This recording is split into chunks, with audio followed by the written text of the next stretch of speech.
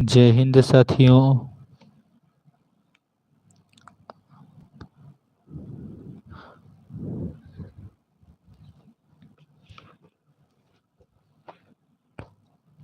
आज का जो हमारा प्रश्न है वो इंग्लिश एंडोम एंड फ्रेजेस से है।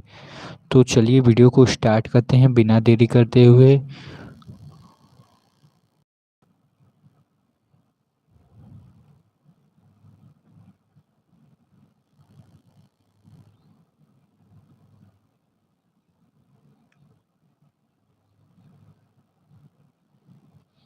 सबसे पहला देखिए हम लोगों का क्या है यहाँ पे। सबसे पहला है हम लोगों का यहाँ पे बीट अबाउट अराउंड द बस। क्या है यहाँ पे? Beat about around the bush. Beat about around the bush का मतलब होता है घुमा फिराकर बात करना। ठीक है, घुमा फिराकर बात करना, घुमा फिराकर बात करना। ठीक है, घुमा फिराकर बात करना। जैसे यहाँ पे है ना, बीट अबाउट अराउंड द बस, यानी घुमा फिराकर बात करना। एवॉइडिंग द मेन टॉपिक, इसका इंग्लिश में मतलब देखिए, avoiding the main topic, speaking in a roundabout manner, speaking willingly to avoid taking talking about it. यानी एवॉइडिंग द मेन टॉपिक यानी मेन टॉपिक से भटका देना। Speak in a roundabout manner, अपने manner से ही भगा देना। ठीक है, हटा देना। ठीक है, स्पीकिंग वेलवली to avoid talking about it, यानी जब बात कर रहा हो कोई तो उसको घुमा दे रहा हो बात को, वो यही कहना चाह रहा है इसमें। तो घुमा फिरा कर बात करना। एग्जाम्पल ले लीजिए आप, एग्जाम्पल से आप लोगों को ज़्यादा अच्छे से समझ में आएगा। एग्जाम्पल ले लीजिए, जैसे मान लीजिए आप लोग कहीं, जब आप लोग छोटे थे तो बच्चे जब होते हैं छोटे तो टीचर लोग पूछते हैं, होमवर्क देते हैं। सबसे पहले होमवर्क देते हैं तो क्या कहते हैं कि आप लोगों ने आज होमवर्क किया, आप लोगों ने आज होमवर्क किया। तो और लोग क्या बोलते हैं कि नहीं टीचर हम नहीं कर पाए, हमारे घर पे लाइट नहीं थी, हमारे घर पे वो नहीं था, हमारे घर पे कोई आया था, हमें खेलने का मन कर रहा था। तो क्या कहते हैं, घुमा फिरा कर बात करते हैं। ठीक है, क्या करते हैं, घुमा फिरा कर बात करते हैं। तो इसे कहते हैं बीट अबाउट अराउंड द बस। ठीक है, बीट अबाउट अराउंड द बस यानी घुमा फिरा कर बात करना, अपने मेन टॉपिक से उनको भटका देना। ठीक है, तो उसी ही कहते हैं बीट अबाउट अराउंड द बस। ठीक है, चलिए नेक्स्ट चलते हैं। अगला क्या हम लोगों का यहाँ पे, अगला है हम लोगों का यहाँ पे spill the beans. Spill the beans यानी होता है अनजाने में भेद खोल देना। ठीक है, अनजाने में भेद खोल देना। जैसे कोई भी भेद हो गया, जैसे आप लोग कोई सरप्राइज प्लान कर रहे हो, इसको कहते हैं डिस्क्लोज द सिगरेट्स एक्सीडेंटली, यानी अचानक से कोई भेद खोल देना। कोई सिगरेट हो अचानक से खोल देना। ठीक है, कोई भी भेद हो। तो स्पिल द बीन्स का मतलब होता है अनजाने में भेद खोलना। जैसे आप लोगों ने कोई सरप्राइज प्लान किया है, ठीक है, कोई आप लोगों ने सरप्राइज प्लान किया है कि आज हम लोग ये करेंगे, लेकिन क्या होता है आप लोग क्लास में, जैसे स्कूल में मान लीजिए, तो स्कूल में आप लोग सरप्राइज प्लान लिए हैं लेकिन अपने सभी को बता दिया, अनजाने में सभी को बता दिया, तो उसे ही कहते हैं अनजाने में भेद खोल देना।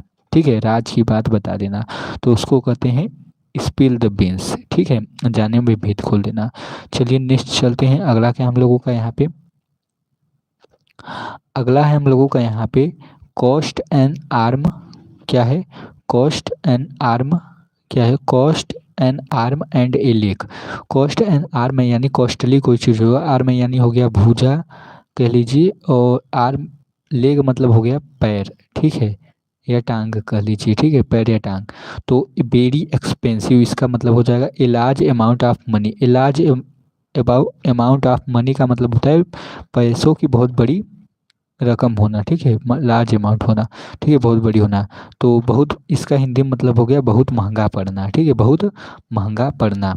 जैसे एग्जांपल ले लीजिए आप एक बच्चा था जिसको कुछ लेना था, वो दुकान गया और दुकान में जाकर एक रॉकेट वाला खिलौना समझ लीजिए, दुकानदार से कहा कि मुझे रॉकेट चाहिए। तो दुकानदार में मजाक में कहा ये इतना महंगा है कि तुम्हें एक अपना उसने कहा cost and arm and A leg, यानी एक बाह और एक टांग बेचनी पड़ेगी।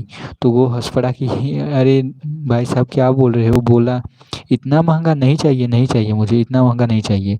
क्या बोला, कॉस्ट एंड आर्म, क्या बोला वो, cost and arm and A leg, यानी एक पैर देना पड़ेगा और एक भुजा देनी पड़ेगी, बाँ हाथ देना पड़ेगा, तब आप लोगों को, तब आपको ये रॉकेट मिलेगा, ठीक है। तो वो बच्चा क्या हुआ, घबरा कर बोला कि नहीं नहीं हमें नहीं चाहिए इतना महंगा। जैसे आप लोग कहीं कंपनी में जाइए और आप लोगों को आईफोन लेना है कंपनी में एप्पल का, तो वहाँ पे जाते हैं आप लोग, तो यहाँ पे क्या लिखा रहता है, वहाँ पे क्या लिखा रहता है, जैसे मान लीजिए इतना इकाई दहाई सैकड़ा हज़ार 10,000 लाख, ज़्यादा हो गया, ज़्यादा हो गया। तो बताइए यहाँ पे, ठीक है। तो ये हो गया आप लोगों का, हाँ, तो ये हो गया आप लोगों का यहाँ पे। तो आप लोग क्या कहते हैं कि कितने का है भैया फ़ोन, तो ये बोल दे 1 लाख, न बोल के कहे कि cost and arm and A leg, यानी कॉस्ट एंड आर्म लेग, यानी आप लोगों को एक बाँह देने पड़ेगा और एक पैर। तो आप लोग क्या करेंगे, अरे बाप रे, नहीं नहीं हमें नहीं खरीदना है, very expensive, a large amount of money, बहुत ज़्यादा पैसा है, मैं नहीं खरीदूंगा, ठीक है। तो ऐसे ही आप लोग याद कीजिए एग्जाम्पल लेके, cost and arm and A leg, यानी बहुत ही महंगा पड़ना, ठीक है। चलिए नेक्स्ट चलते हैं, अगला क्या हम लोगों का, अगला है यहाँ पे हम लोगों का once in a blue moon. Once यानी एक बार, ब्लू यानी मून, ब्लू यानी नीला, और मून यानी चंद्रमा, यानी नीला चंद्रमा दिखना। रियली इसका अंग्रेजी मतलब हो गया रियली, एंड इनफ्रिक्वेंटली ओशियनली, यानी कभी कभार रियली दिखना, ठीक है। जैसे ईद का चाँद होना, ईद का चाँद ईद के दिन ही दिखता है या कभी कभार दिखना, ठीक है। तो एक बच्चा था जो अपनी दादी से बोलता है, दादी मुझे ब्लू मून दिखना है, ब्लू मून दिखना है, लेकिन उसकी दादी क्या बोलती है कि जो ब्लू मून है वो कभी कभार दिखता है, ठीक है। तो आप लोग याद रख सकते हो इसका हिंदी मतलब कि ब्लू मून मतलब कभी कभार, ठीक है। कभी कभार जो चीज़ें दिखती हैं उसे ब्लू मून कहते हैं। जैसे आपका कोई दोस्त हो गया, तो कहते हैं ना कि यार मुझसे अब तुम बात नहीं करते, क्या हो गया, कोई मिल गया है क्या, या कोई मिल गई है क्या, ठीक है। तो उसको अब ये मत कहिए, उसको कहिए once in a blue moon, यानी ईद के चाँद हो गए हो तुम, थोड़ा सा भी दिखाई नहीं देते हो, स्कूल में भी नहीं आए थे आज, मतलब ईद के चाँद हो गए हो तुम, ठीक है, कभी कभार ही दिखते हो।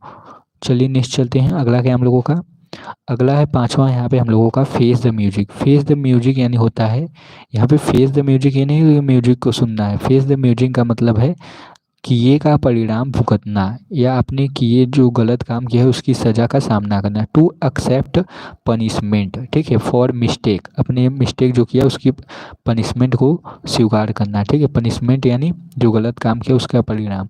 गेट रिपरिमेंडेड टू, या बियर द कॉन्सिक्वेंस। कॉन्सिक्वेंस मतलब क्या होता है, परिणामी। आप लोगों को एक दिन मैंने पढ़ाया था ना, परिणामी क्या हो गया, परिणामी, ठीक है, परिणामी, कॉन्सिक्वेंस यानी परिणामी। इसका जो हिंदी वो इसका सिनोनिम्स मैंने आपको बताया था, बताइए जल्दी से, इसका सिनोनिम्स क्या बताया था मैंने, इसका जो सिनोनिम्स मैंने बताया था वो क्या बताया था, इसका सिनोनिम्स बताया था आप लोगों को रिजल्ट, क्या हो जाएगा, रिजल्ट, रिजल्ट यानी परिणाम, या क्या हो गया, RESULT, हाँ रिजल्ट हो गया। और क्या एक और बताया था, एक और बताया था आउटकम, आउटकम यानी भी होता है परिणामी रिजल्ट, ठीक है। तो इसका दो हो गया सिनोनिम्स, रिजल्ट हो गया और आउटकम, यानी अपने किए का परिणाम करना। कॉन्सिक्वेंस का मतलब होता है परिणामी, ठीक है, कॉन्सिक्वेंस का मतलब क्या होता है, परिणामी, इसका मतलब, ठीक है। Accept the blame, accept the blame यानी अपने दोषों को स्वीकार करना। इसका हिंदी में मतलब देखिए, किए का परिणाम भुगतना या अपनी गलतियों को मानना। जैसे मम्मी ने किचन में लड्डू रख दिया और कहा कि कोई मत खाना, लेकिन आप क्या किए, खा लिए।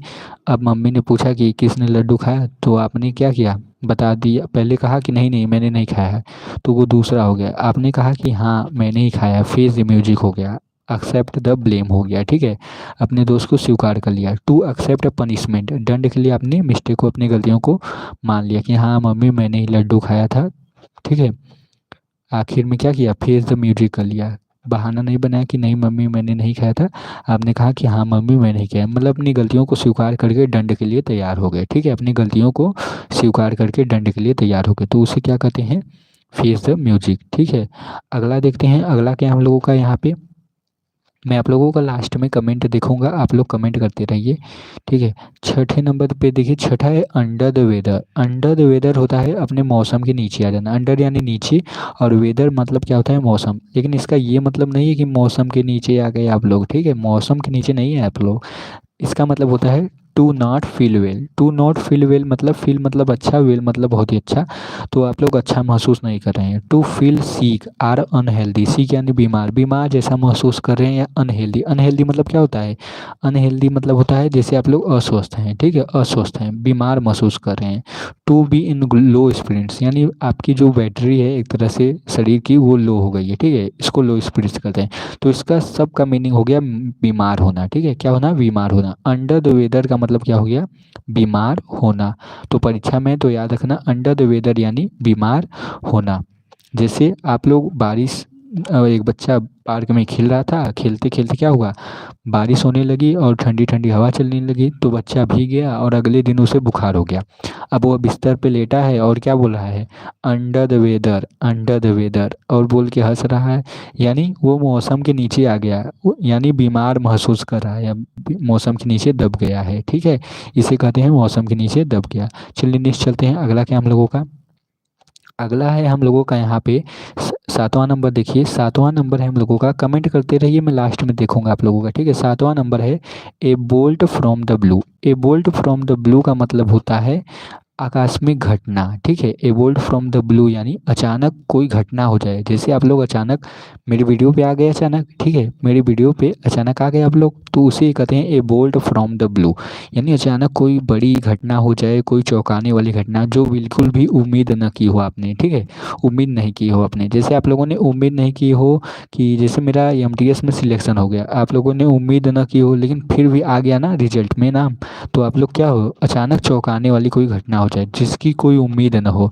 देखिए इसका अंग्रेजी मतलब something unexpected and unpleasant, unpleasant या अनएक्सपेक्टेड जिसकी आपने एक्सेप्ट यानी कल्पना न की हो। एक कंप्लीट सरप्राइज, इसे सरप्राइज भी कर सकते हैं कि जैसे सरप्राइज मिल गया आप लोगों को, ठीक है। ए सडन कैलेमिटी, कोई आपदा आ गई, अचानक कोई आपदा आ गई, कोई बिजली गिर गई, ठीक है। अनएक्सपेक्टेड डिजास्टर, कोई अनएक्सपेक्टेड जिसकी उम्मीद न की हो वही घटना हो गई या आपदा आ गई, ठीक है। जैसे एक दिन एक बच्चा पार्क में खेल रहा था, ठीक है, मौसम साफ था, नीला आसमान था, काले सफ़ेद नीले नीले बादल, नहीं नहीं सफ़ेद सफ़ेद बादल थे, और बच्चा क्या कर रहा था, खेल रहा था, ठीक है, बच्चा क्या कर रहा था, खेल रहा था। खेलते खेलते अचानक क्या हुआ कि बिना बादल के सब कुछ नॉर्मल चल रहा था, लेकिन सब कुछ नॉर्मल था, याद रखिएगा, मौसम साफ था, नीला आसमान था, सब कुछ नॉर्मल था, तभी बिना बादल के एक बिजली सी चमक आई बहुत ज़ोर से, एक तरह से कह सकते हैं आपकी भाषा की बिजली की करंट गिर गई। तो बच्चा सोचने लगा कि डर के, it was like a bolt from the blue, यानी अचानक कोई भी घटना घट गई। जैसे मौसम एकदम साफ था, उसको पता नहीं था कि बिजली गिरने वाली है, लेकिन बिजली गिर गई, यानी कुछ उम्मीद न हो फिर भी चमक आ गई बिजली में, तो बच्चा डर गया, ठीक है। तो इसको कहते हैं आकस्मिक घटना जिसकी कल्पना आप लोगों ने न की गई हो, ठीक है। जैसे आप लोगों को कोई सुबह नया गिफ्ट मिल जाए और आप लोगों ने कल्पना न की होगी कि यार मुझे मेरे साथ ये होने वाला था, ठीक है। चलिए नेक्स्ट चलते हैं, अगला क्या हम लोगों का, अगला है हम लोगों का यहाँ पे बरी द हैचिट। बरी द हैचिट यानी बरी मतलब होता है गाड़ना, खोद के गाड़ देना। हैचिट यानी होता है कुल्हाड़ी, ठीक है। पहले के ज़माने में क्या होता था, जब कोई झगड़ा होता था तो क्या होता था कि वहाँ पे जो कुल्हाड़ी होते थे ज़मीन के लिए, तो वो गाड़ देते थे उसके लिए। पुराने ज़माने में जो लड़ाई होती थी कबीले में, तो वो शांति बनाते थे, तो अपनी कुल्हाड़ी को ज़मीन में गाड़ देते थे। जब कुल्हाड़ी ज़मीन में गाड़ देते थे तो लड़ाई खत्म, ठीक है। To make peace, to make peace यानी शांति को बनाना, या to end a quarrel, to end a quarrel यानी झगड़े को समाप्त करना। पीस यानी शांति बनाना, क्वेरल यानी झगड़े को समाप्त करना। तो इसका हिंदी मतलब हो गया झगड़ा खत्म करना, आपसी मन मिटाव को दूर करना, ठीक है।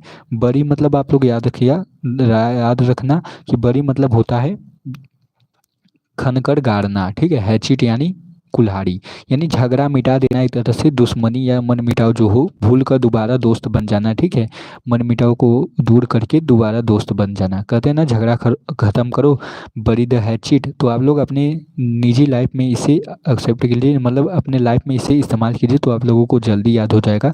कोई झगड़ा कर रहा है तो उसे कहिए बरी द हैचिट, यानी झगड़ा खत्म करिए, ठीक है, आइए फ्रेंड बनिए। चलिए नेक्स्ट चलते हैं, अगला क्या हम लोगों का, अगला है हम लोगों का यहाँ पे wild goose change. Wild goose change यानी होता है निरर्थक खोज। वाइल्ड गूस यानी होता है एक जो जंगली वो होता है, जंगली हंस को वाइल्ड गूस कहते हैं, ठीक है। वाइल्ड यानी जंगली, गूस यानी एक हंस होता है, और चेस यानी बेकार होता है पीछा करना, ठीक है। तो जंगली हंस का पीछा करना। तो एक बच्चा जो है वो बार बार दौड़ रहा है और जंगली हंस वाइल्ड गूस को पकड़ने के लिए कोशिश कर रहा है, लेकिन वो हंस है जंगली, तो वो बार बार उड़ रहा है तो उसे पकड़ने के लिए दौड़ रहा है, लेकिन वो बच्चा भागता रह जाता है लेकिन वो उसे कभी पकड़ नहीं पाता है। तो इसका देखिए ए वर्थलेस हंट यानी बेकार में कोई चीज़ का पीछा करना, हंट आर चेस, ठीक है। ए वर्थलेस हंट आर चेस। इसको इसको कहते हैं फर्टिल सर्च, यानी बेकार में ही कोई चीज़ सर्च करना, बेकार में ही खोज करना। अनप्रॉफिटेबल एडवेंचर, साहसिक काम। अनप्रॉफिटेबल यानी बिना प्रॉफिट के कोई काम एडवेंचर कर रहा हो, जैसे आप लोग पहाड़ से तो कूद गए लेकिन आप लोगों को कोई प्रॉफिट नहीं हुआ, कोई इनाम नहीं मिला, तो उसको कहते हैं अनप्रॉफिटेबल। यानी कोई भी काम कर रहे हो तो टाइम वेस्ट कर रहे हो आप लोग, ऐसे ही कहते हैं ना। जैसे आप लोग इंस्टाग्राम को ले लीजिए, ठीक है। इंस्टाग्राम पे आप लोग क्या करते हो, लड़कियों को किसी को मैसेज करते हो, ठीक है। मैं एग्जाम्पल दे रहा हूँ इसको ऐसे ही, ठीक है। इसको सीरियस मत लेना आप लोग, ये एग्जाम्पल है, ठीक है। एग्जाम्पल में इंस्टाग्राम को ले रहा हूँ मैं, तो इंस्टाग्राम जैसे आप लोग ले लिए, ठीक है। इंस्टाग्राम में ले लिए और उसको क्या किया, आप लोग किसी को मैसेज कर रहे हैं बार बार, लेकिन वो आप लोगों को रिप्लाई ही नहीं दे रहा। आप लोग क्या कर रहे हो, निरर्थक प्रयास कर रहे हो, कितना ही प्रयास कर रहे हो, लेकिन वो आपको रिप्लाई नहीं दे रही है, नहीं दे रहा है या नहीं दे रही है। तो उसका मतलब क्या है, आप लोग कितना ही प्रयास कर रहे हैं, आप लोगों को वो चीज़ नहीं मिले। तो इसको कहते हैं वाइल्ड गूस चेस, यानी बेकार में ही खोज करना है, बेकार में ही मेहनत करना है। जब उसका कुछ आप लोगों को मिले ही ना तो वो क्या होता है, बेकार ही होता है ना। चलिए नेक्स्ट चलते हैं, अगला क्या हम लोगों का, अगला है हम लोगों का यहाँ पे at the 11th hour. At the 11th hour यानी 11th यानी 11 घंटे, एट 11 घंटे अंतिम में। तो इसका देखिए at the very last moment, यानी लास्ट मोमेंट में कोई घटना कोई चीज़ हो जाए तो उसी को कहते हैं एट द 11th आवर, या just before the dead line, यानी डेड लाइन से पहले कोई हो जाए, कोई काम हो जाए, ठीक है। आखिरी मौके पर, इसका हिंदी में हो गया अंतिम समय से ठीक पहले। देखिए जैसे मान लीजिए आप लोगों का पेपर है, सुबह है 10 बजे आप लोगों का पेपर है, ठीक है। 10 बजे आप लोगों का पेपर है, 10 बजे आपको एग्ज़ाम हॉल में पहुंचना है, लेकिन आप लोग क्या किए, 9:59 पर आप लोगों ने किताब खोल लिया और आप लोग पढ़ने लगे, ठीक है। 9:59 पे उठे और उस समय पढ़ने लगे, यानी अंतिम समय में आप लोग क्या कर रहे हैं, अंतिम समय से ठीक पहले पढ़ रहे हैं, ठीक है। जैसे घड़ी में 12 बजने वाले थे और आप लोग कितने बजे, जैसे आप लोग ट्रेन का ले, जैसे आप लोगों की ट्रेन है 10 बजे, ठीक है। 10 बजे आप लोगों की ट्रेन है और आप लोग पहुँचे कब, 9:59 पे, यानी अंतिम समय में अगर आप लोग 1 मिनट लेट हो जाते तो आप लोगों की वो ट्रेन छूट जाती। तो कितना समय है महत्व का, ठीक। तो आखिरी मौके पे यानी अंतिम समय से ठीक पहले आप लोग पहुँच गए और आप लोगों का वो काम हो गया, ठीक है। तो इसको कहते हैं एट द 11th आवर, बिल्कुल समय खत्म होने वाला था लेकिन आप लोग क्या हुए, पहुँच गए वहाँ पे। तो इसे ही कहते हैं बरी द हैचिट, ठीक है। तो यहाँ तक आप लोगों को बहुत ही अच्छे से समझ में आ गया होगा। चलिए तो हम लोगों का इतना ही था। वीडियो अच्छी लगी हो तो एक लाइक कर दीजिएगा, और चैनल पर नए हैं तो चैनल को सब्सक्राइब कर दीजिएगा और बेल आइकन प्रेस कर दीजिएगा, और वीडियो अच्छी लगी हो तो प्लीज़ एक लाइक कर दीजिएगा।